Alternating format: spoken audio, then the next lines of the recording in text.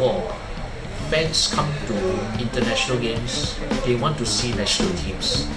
They want to see, in this context, Malaysia. They want to see Harimau Malaya.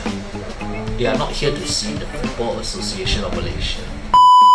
Hi, this is Gary Cole here. Thank you for following Tanyaja. You can follow us on Instagram, YouTube, and TikTok. And I'm going to begin on this topic where we are going to talk about TMJ's plans to revolutionize the way the Malaysian national team is actually being managed. And actually, when he first announced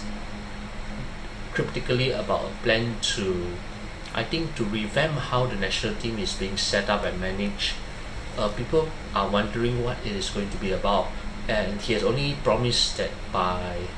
15th of December, as he said in an Instagram story, that it will all be reviewed. And actually,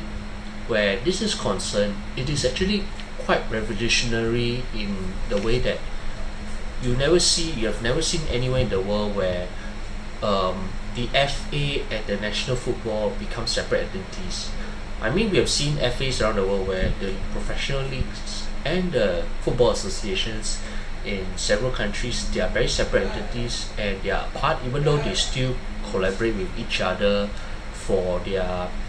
when it comes to negotiating about certain things that affects both parties. Now, what TMJ is actually going to do this time is, unlike his previous reign as FAM president, where he actually revamped the internal network, where he weeded out some of the more undesirable elements inside the board or inside the office, inside the building. This time round, he's trying to overhaul the system in a way that it pushes Malaysian football in pace with the leading world football standards in this century, and to actually once again push football in this region to another level. And actually, by having the national team as a separate entity away from the usual purviews of the Football Association, this is actually, in my view, a 21st century move, because even right now, even as leagues are getting more professional, even when you can see the common tussles between the federations and your major leagues in Europe, and perhaps even the struggles in South America, but largely the national teams, even in the leading football nations, they are still under the purview of the football associations. And actually, more than a century ago, when football associations began to sprout all around the world, their main role is to promote football, and usually the national team, the men's national team, was the main tool to do it. However, in the ever-evolving football landscape globally today, you are actually seeing more national teams, not just your men's national teams, your age groups, even the women's, futsal, beach soccer, and with more and more national teams being set up, and you need more staff, and then you still have your refereeing department, I think for some even your video analysis department, physiotherapy or medical departments. So these things, it becomes very challenging for football associations around the world to manage all these multiple departments, competitions as well, especially even sanctioning, your international affairs, so many things that they have to cope with. And I think in some FAs, because of the demands and requirements, I think in Asia, set by Asia in this part of the world, football associations are increasingly getting overstrained, and yet they still have to focus primarily on the men's national team as the focus, because when casual football fans and ultras or diehard fans around the country, when they attend games at the stadium, they look at the players who are donning the national jersey for their country. The FA emblem is secondary, it's not as important. And I think the the people who attend games at stadiums for international matches, they're not here to see the FA president, they're not here to see whichever big wigs. They are seeing their heroes on the pitch, or even, I think in some cases, your international heroes, those European-based players, when they play on the pitch. And as such, you can see that this burden is, I think, in a way, is trained to the point where FAs are overburdened. And I think in TMJ's case, what he wants to do is, he wants to set up by setting up the national teams, I think you can say holdings or separate national teams company away from the purview of the FA. He wants to create a very professional culture in the national team, similar to how professional clubs are supposed to be. I think in Malaysia's context, thanks to the club licensing system, you now have clubs who are apart from the usual state FA purview, where previously players can just represent the state through the state FA. And in this case, it's actually a win-win situation, because by having a national teams holding company, you have a more streamlined setting. And I think this is where, when you have a CEO in charge and with only TMJ whom everyone needs to answer for, you will have very minimal FA interference. You won't have any council members suddenly requesting this or requesting that, and you wouldn't know, like, you will be free from all the ever swirling politics that does happen in FA boardrooms and even inside the FA building. And you give the players, the coaches, the other professionals within the national team setup a secure environment where they focus on their jobs available, and they do not have to think about, like, having to hear what the FA president say, unless your FA president is as charismatic or wields a lot of influence, like Madam Pang, who is currently the Football Association of Thailand president. And by focusing mainly on the national team, you give the opportunity for the national team holding to actually build a brand, especially I think in Malaysia's case, where they're able to build on the Harimau Malaya logo, where actually when people come, they want to see Harimau Malaya, they want to see Malaysia. They are not here to see FAM or Football Association of Malaysia. And by building the brand, it increases the visibility of the Harimau Malaya brand among the population in Malaysia, whether they watch football or otherwise. And by having that branding, you bring in the different kind of sponsorship that will otherwise be constrained by football associations, which are usually charitable organizations or tax exempt. Because for football associations, their funding usually come from governments, which they come through to the main sports organizations, where they funnel down to all the separate sports, and sometimes in the more affluent FA's sponsorship. But with a separate national team holdings, you are able to bring in new sponsors into the fold, where you can cater to the needs of the national team instead of having to, like, say, this is X sponsor. You focus on national team instead of having probably I still have to focus maybe on certain things be outside of the national team fold and such.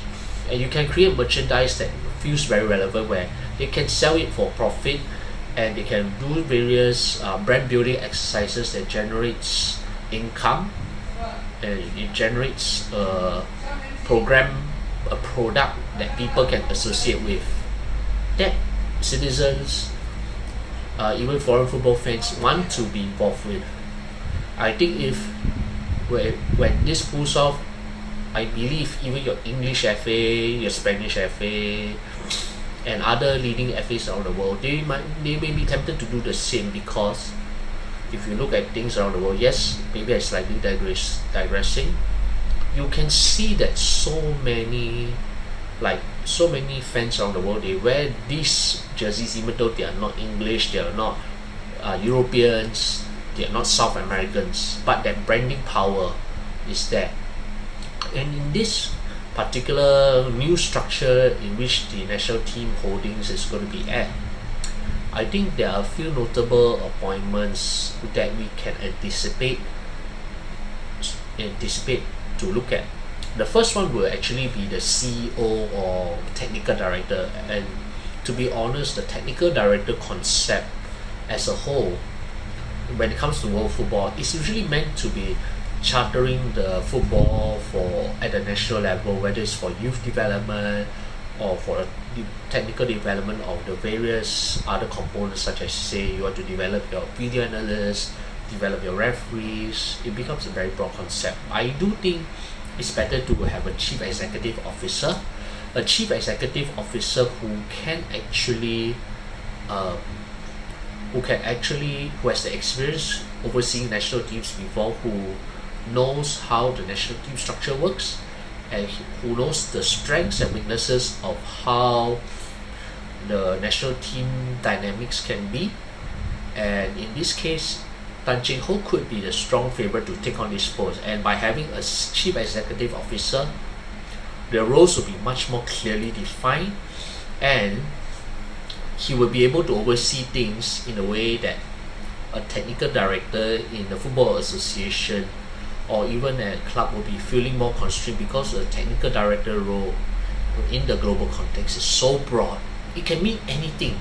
Maybe in FA you can say it's this. In the club it could be that. It could be context of players and all these things. It's such a very broad concept. A chief executive officer will be a more appropriate title and role, because at least you are in charge of overseeing the national teams, and you know what the national teams need, what do they want, and what are the directions each national team is supposed to go, and what are the relevant stuff to keep or let go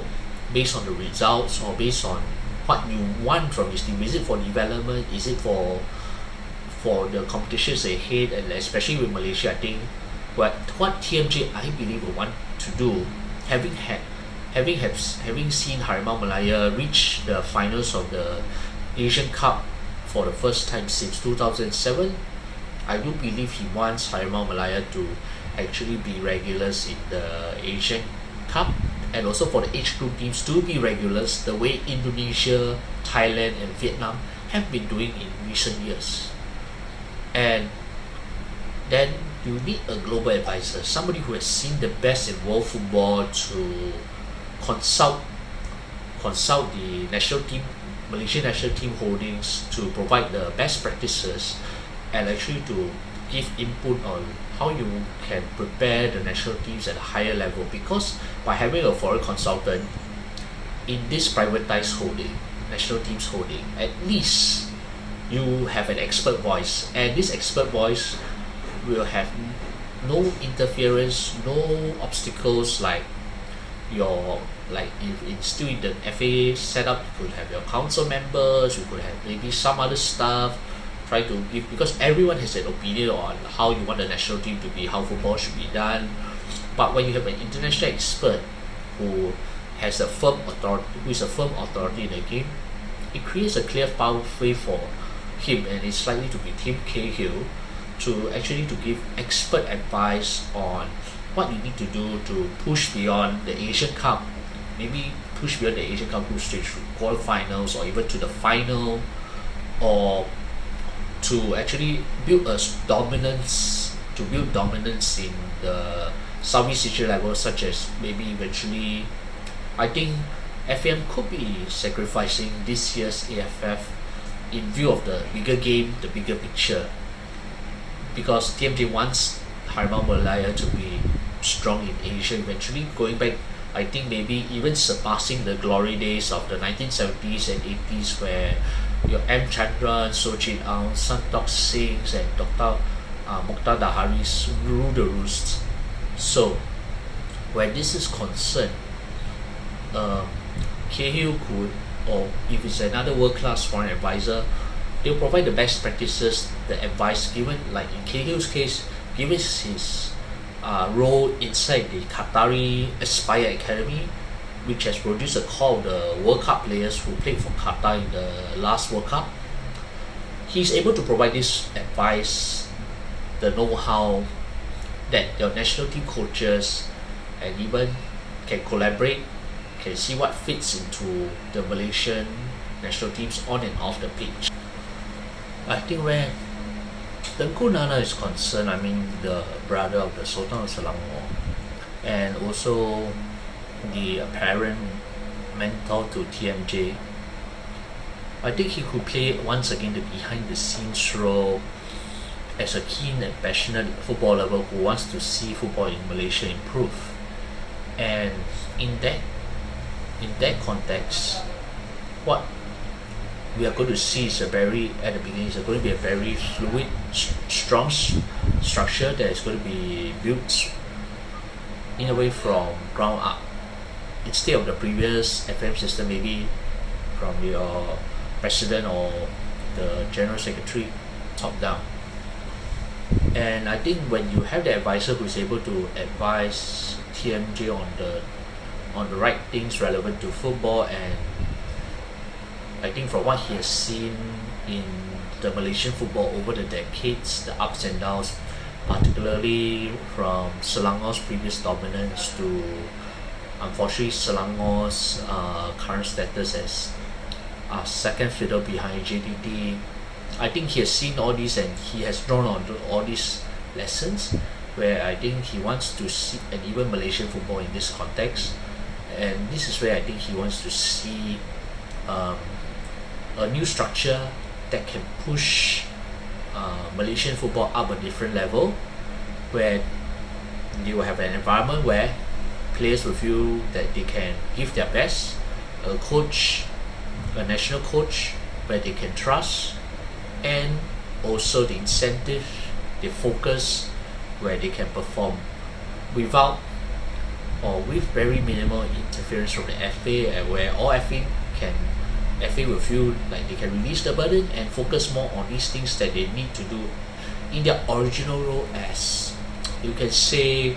the day-to-day running of football all over the country, instead of just focusing on that critical aspect. After all, as I've said before, fans come to international games, they want to see national teams. They want to see, in this context, Malaysia. They want to see Harimau Malaya. They are not here to see the Football Association of Malaysia. And I think by having that separate entity, it's a very ambitious revolution. And I do hope that this separation between your national team and the overburdened FA, it will lead to a very new trend that we could see subsequently in world football.